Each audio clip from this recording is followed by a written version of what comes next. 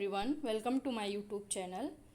जैसा कि हमने अपने पिछले वीडियो में समाजशास्त्र की परिभाषा, उसका अर्थ, उसकी प्रकृति के बारे में पढ़ा था और आज हम पढ़ेंगे समाजशास्त्र का विषय क्षेत्र क्या है।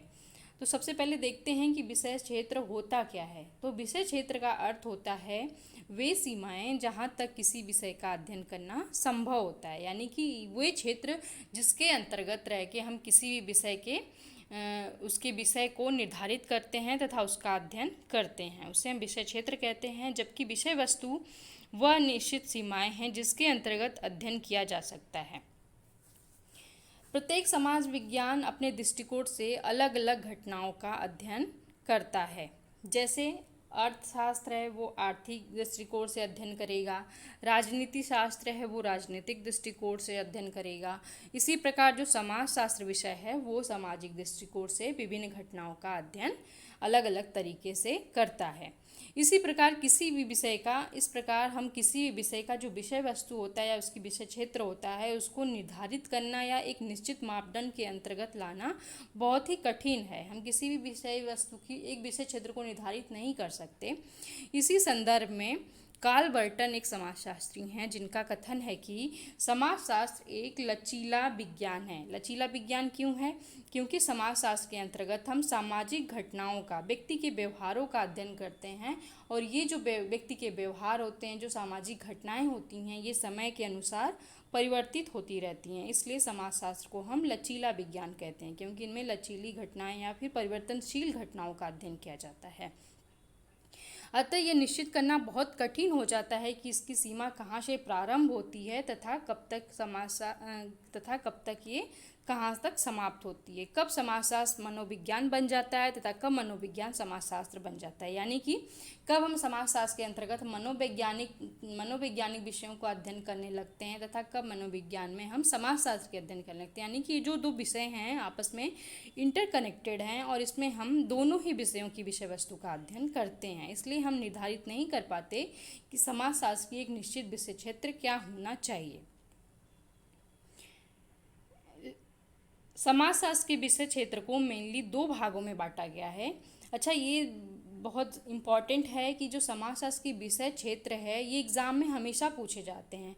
कभी इस रूप में पूछ लिया जाता है कि जो स्वरूपात्मक और विशिष्टात्मक संप्रदाय है इसके मुख्य प्रणेता कौन है, या फिर कुछ नाम दे दिए जाते हैं जिसमें से हमें पहचानना होता है कि कौन स्वरूपात्मक संप्रदाय का है तथा कौन सा समन्वयात्मक संप्रदाय का है। तो ये बहुत कंफ्यूजिंग वाले क्वेश्चंस होते हैं, इसको हम बहुत ही बारीकी तरीके से जानना और पढ़ना तथा दिमाग में रखना आवश्यक है।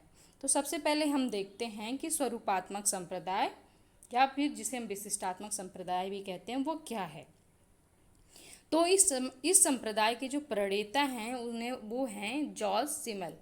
ये जो मुख्य प्रणेता हैं जॉर्ज सिमल हैं। इसके अलावा स्मॉल, बीरकांट, मैक्स वेबर, वॉनविच आदि इसके समर्थक हैं। इनके अनुसार जो समाजशास्त्र एक स्वतंत्र, विशिष्ट तथा शुद्ध विज्ञान है।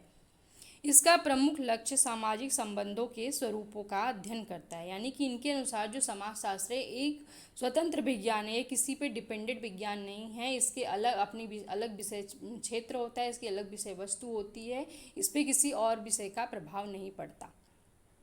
और ये मेनली क्या होते हैं, इनमें सामाजिक संबंधों के जो स्वरूप होते हैं उनका अध्ययन किया जाता है। इसी संदर्भ में सिमल जो हैं इनके प्रणेता, इनका जो विचार है वो है कि इनके अनुसार स्वरूपों एवं अंतर वस्तु का अलग अलग अस्तित्व, यानी कि जो स्वरूप होते हैं और अंतर वस्तु होती है ये अलग अलग होते हैं। इन्होंने सामाजिक संबंधों को दो भागों में बांटा, स्वरूप तथा अंतर्वस्तु। जॉर्ज सिमल जो हैं इन्होंने स्वरूप तथा अंतर्वस्तु के रूप में सामाजिक संबंधों को विभाजित किया। इनका कहना था कि जो सामाजिक संबंध का स्वरूप होता है इन्हीं स्वरूपों का अध्ययन समाजशास्त्र के अंतर्गत करना चाहिए, जबकि दूसरे सामाजिक विज्ञान अंतर्वस्तु का अध्ययन कहते हैं। यानी कि जो जॉर्ज सिमल है इनका मत है कि समाजशास्त्र के अंतर्गत हमें सामाजिक संबंधों के स्वरूपों का अध्ययन किया जाना चाहिए, ना कि उसकी अंतर्वस्तु क्या है उसका अध्ययन करें। दूसरे समाजशास्त्री हैं जो इसके विचारक हैं वो हैं स्मॉल। स्मॉल का क्या कहना है, इनका जो विचार है वो सिमिल से मिलते जुलते इनके विचार हैं। इनका भी मत है कि जो समाजशास्त्र का कार्य सामाजिक संबंधों और व्यवहारों एवं क्रियाओं के मूल रूप का विशिष्ट अध्ययन करना मात्र है, ना कि समाज में होने वाली प्रत्येक घटना या क्रिया का। इनका जो मत है वो कहते हैं कि समाजशास्त्र के अंतर्गत हमें व्यक्ति के सामाजिक संबंधों एवं उनके व्यवहारों और क्रियाओं का ही अध्ययन किया जाना चाहिए, ना कि समाज में घटित होने वाली प्रत्येक घटना या क्रिया का अध्ययन किया जाना चाहिए। नेक्स्ट जो थिंकर हैं वो हैं बीरकांट। इनका जो विचार है, इनके अनुसार जो समाजशास्त्र है वो मानसिक संबंधों के उन स्वरूपों का अध्ययन करना चाहिए जो एक दूसरे को बांधते हैं। और ये मानसिक संबंध क्या होते हैं, जैसे कि प्रेम, स्नेह, वात्सल्य, ममता आदि, ये जो हैं ये मानसिक संबंध होते हैं, और जो इनका अध्ययन किया जाता है समाजशास्त्र के अंतर्गत उसका अध्ययन किया जाना चाहिए। ये कौन कहता है, बीरकांट। नेक्स्ट जो सोशियोलॉजिस्ट हैं और बहुत इंपॉर्टेंट सोशियोलॉजिस्ट हैं, उनका नाम है मैक्स वेबर। मैक्स वेबर का जो विचार है, उनका मत है कि जो समाजशास्त्र का उद्देश्य सामाजिक व्यवहार को समझना है, यानी कि और इसका अर्थ यह है कि सभी प्रकार के व्यवहार सामाजिक नहीं होते हैं, इसलिए आवश्यक है कि सामाजिक क्रिया का अध्ययन करें। सामाजिक क्रिया वह क्रिया है जो समाज के अन्य सदस्यों को प्रभावित होती है तथा प्रत्येक सामाजिक क्रिया में कुछ अर्थ निहित होते हैं। जो मैक्स वेबर हैं, इन्होंने एक मेथड यूज़ किया था अपने अध्ययन में, जिसको हम बस स्टैंड मेथड कहते हैं। इसका अध्ययन हम आने वाली वीडियोज़ में पढ़ेंगे, जब हम मैक्स वेबर के बारे में डिटेल पढ़ेंगे। यहाँ बस इतना ही जानेंगे कि जो मैक्स वेबर है, इन्होंने सामाजिक क्रिया का सिद्धांत दिया था, और इनका समाजशास्त्र के विषय क्षेत्र के संदर्भ में जो उनका मत है, उनका कहना है कि जो सभी प्रकार के व्यवहार सामाजिक नहीं होते, इसलिए आवश्यक है कि जो सामाजिक क्रिया का अध्ययन करें। यानी कि जो सभी प्रकार के व्यवहार होते हैं व्यक्तियों के, सभी सामाजिक नहीं होते हैं, और जो सामाजिक क्रिया होती है उसी का अध्ययन हम समाजशास्त्र के अंतर्गत कर सकते हैं, करना चाहिए। सामाजिक क्रिया वह क्रिया है जो समाज के अन्य सदस्यों से प्रभावित होती है तथा प्रत्येक सामाजिक क्रिया में कुछ अर्थ निहित होते हैं। जैसा कि इन्होंने एक एग्जाम्पल दिया था, हम जो आगे पढ़ेंगे, लेकिन अभी मैं आपको बता देती हूँ कि इन्होंने एग्जाम्पल दिया था जब दो व्यक्ति के बीच कोई क्रिया होती है, जैसे कि दो व्यक्ति आमने सामने से जा रहे हैं और आपस में टकरा जाते हैं, तो ये कोई सामाजिक क्रिया नहीं होगी। लेकिन अगर वही व्यक्ति दूसरा रुक के मार पिटाई करने लगता है, उसे कुछ कहने लगता है, झगड़ा होने लगता है, तो वो एक दूसरे को प्रभावित करने लगते हैं, और इसको हम कह सकते हैं कि ये सामाजिक क्रिया है। तो इसका अध्ययन समाजशास्त्र के अंतर्गत करने के संदर्भ में मैक्स वेबर अपना विचार प्रस्तुत करते हैं। नेक्स्ट जो सोशियोलॉजिस्ट हैं स्वरूपात्मक संप्रदाय के, वो हैं वॉनविच। और इनका क्या मत है, इनके अनुसार समाजशास्त्र को केवल सामाजिक संबंधों के अध्ययन तक ही सीमित रखना चाहिए। इन्होंने साफ साफ कह दिया कि जो समाजशास्त्र का विषय क्षेत्र है या विषय वस्तु है, उनमें केवल सामाजिक संबंधों का ही अध्ययन करना चाहिए। अगला संप्रदाय है जिसे हम समन्वयात्मक संप्रदाय कहते हैं, और इस संप्रदाय के जो प्रमुख समर्थक होते हैं उनका जो प्रमुख समर्थक है वो सोरोकिन है। यहाँ पे थोड़ा सा वैसा हो गया है, जो इनके जो प्रमुख समर्थक हैं वो सोरोकिन है। इसके अलावा दुर्खिम, लेस्टरवार्ड, हॉबाउस आदि लोग भी इस संप्रदाय के समर्थक हैं। इस संप्रदाय की मुख्य मान्यता है कि समाजशास्त्र एक विशिष्ट विज्ञान ना होकर के एक सामान्य विज्ञान है।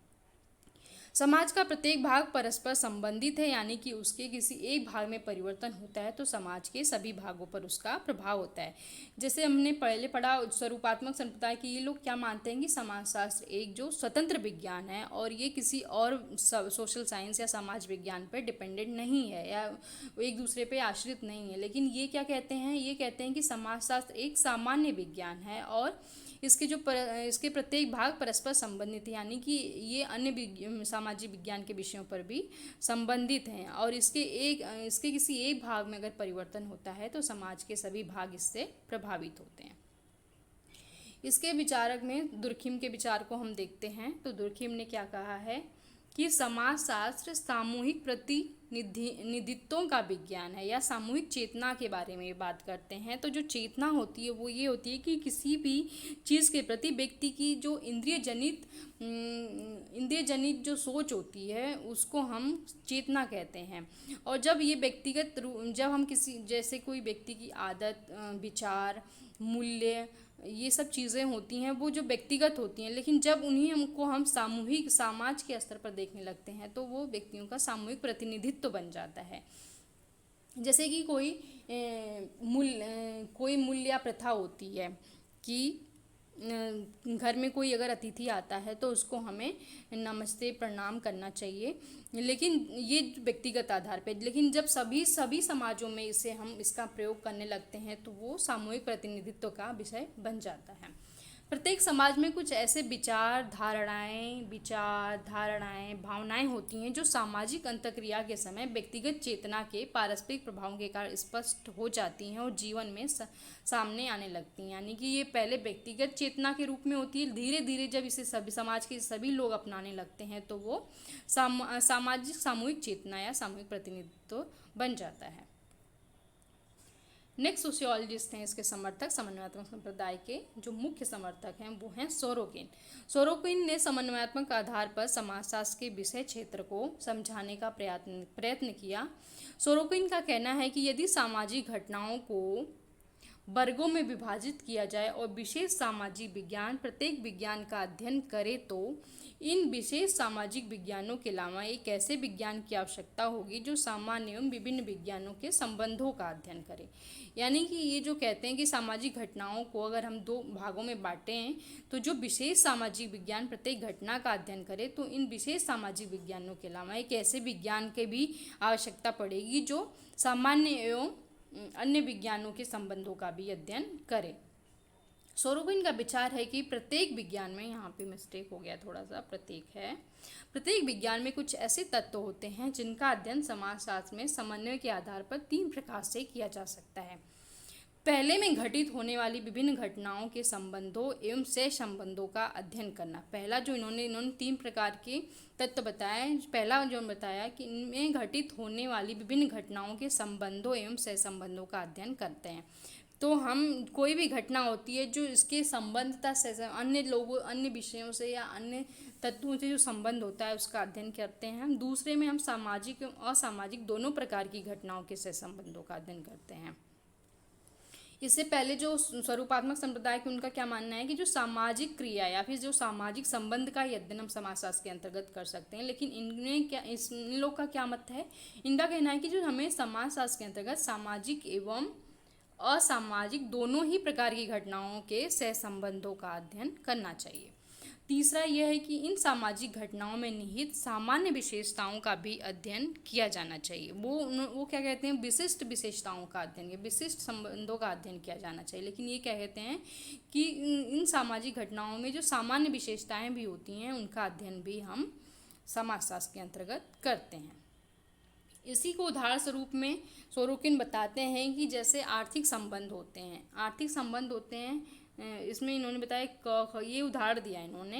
इसका सिंपल सा मीनिंग यही है कि जो ये संबंध होते हैं इनमें क ख ग ये जो हैं ये तीनों संबंध तीनों ही विषयों में पाए जाते हैं। इसके अतिरिक्त कुछ अन्य विषय वस्तु या सब्जेक्ट भी होते हैं जो अन्य विषयों में पाए जाते हैं। इस प्रकार हम कह सकते हैं कि जो समाजशास्त्र या सामाजिक विज्ञान के अन्य विषय होते हैं वो आपस में इंटरकनेक्टेड होते हैं, एक दूसरे पे डिपेंडेंट होते हैं और एक दूसरे में एक से परिवर्तन दूसरे में भी परिवर्तन लाता है, एक दूसरे को प्रभावित करता है। इसलिए हम निष्कर्ष रूप में ये नहीं कह सकते कि समाजशास्त्र में हम किस मुख्य इसकी विषय वस्तु को हम अलग अलग नहीं कर सकते कि हम समाजशास्त्र में किसी भी घटना के विशिष्ट संबंधों को अध्ययन कर रहे हैं या सामान्य घटनाओं का। इनमें दोनों ही दृष्टिकोण से अपने अपने स्थान पर समय के अनुसार इम्पॉर्टेंट होते हैं। ओके फ्रेंड्स, तो आज की क्लास हम यहीं पे समाप्त करते हैं। मिलते हैं नेक्स्ट वीडियो में एक नए टॉपिक्स के साथ। तब तक के लिए धन्यवाद। अगर आपको ये वीडियो अच्छी लगी तो प्लीज़ इसे लाइक करिए और चैनल को सब्सक्राइब कर लीजिए जिससे आने वाली वीडियो का नोटिफिकेशन आपको मिल सके। धन्यवाद।